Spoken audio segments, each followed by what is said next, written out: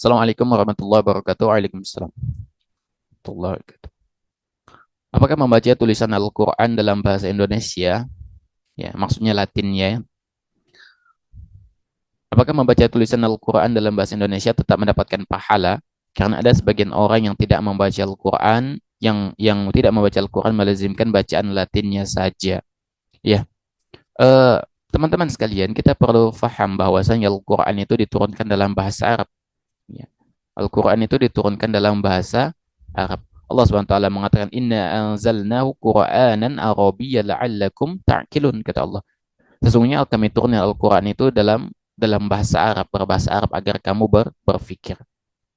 Artinya, ketika Al-Quran itu diturunkan di dalam bahasa Arab, maka apa yang dituliskan ya selain dari bahasa Arab dan itu diklaim sebagai Al-Quran, maka hakikatnya itu bukan Al-Quran. Itu bukan Al-Quran. Ya. Misalnya ada Al-Quran khusus yang di situ tertulis Latin saja misalnya. Khusus untuk orang yang nggak bisa ngaji misalnya. Maka itu bukan Al-Quran. Itu bukan Al-Quran. Ya. Dan di dalam tulisan Latin itu sendiri itu tidak ada hukum tajwidnya gitu. Nggak jelas tajwidnya. Sehingga kalau orang memaksakan membaca Al-Quran dari Latin itu memang banyak salah-salahnya. Peluang salahnya itu banyak gitu. Coba antum bayangkan misalnya eh, apanya ikhfa misalnya ya, dibaca milka. Kalau latinnya tulisannya minka, betul betul nggak cara bacanya minka? Kan nggak benar gitu. Makanya anak katakan eh, kurang tepat ya membaca Al-Quran melalui tulisan Latin itu bukan kurang tepat ya, nggak benar, itu nggak benar ya. Atau misalnya tulisan Allah itu ya dalam Latinnya kan Allah, tulisannya itu kan membacanya itu Allah. Tapi kalau bahasa Arabnya itu Allah cara membacakan. Tapi kalau Latinnya itu Allah gitu. Ilallah misalnya, jadi kan. Nah, jadi nggak apa ya, kurang tepat dia membaca Al-Quran, salah-salah nanti gitu.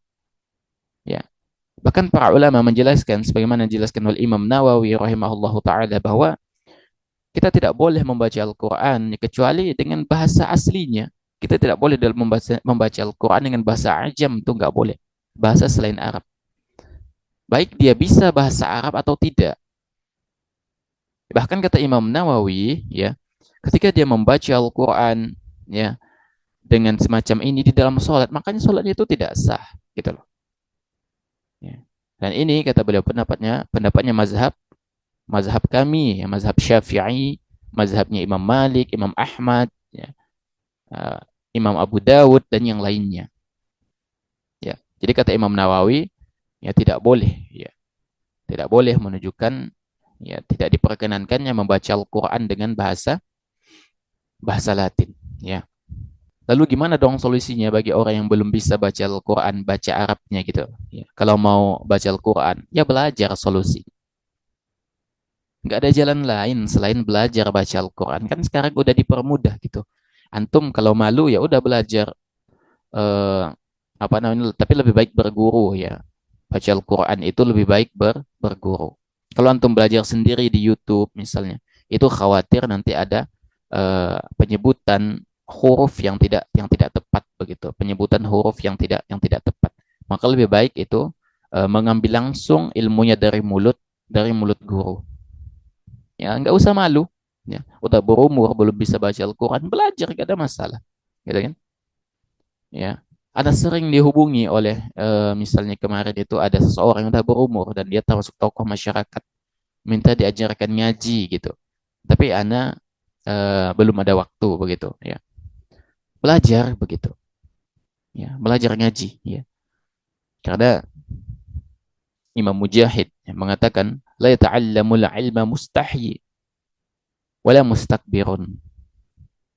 Hanya orang pemalu dan orang sombong yang tidak mau belajar ilmu agama. Ini diriwayatkan Al-Bukhari. Kata Imam Mujahid, hanya orang pemalu dan orang sombong yang nggak mau belajar agama. Kalau antum malu ya udah selesai itu.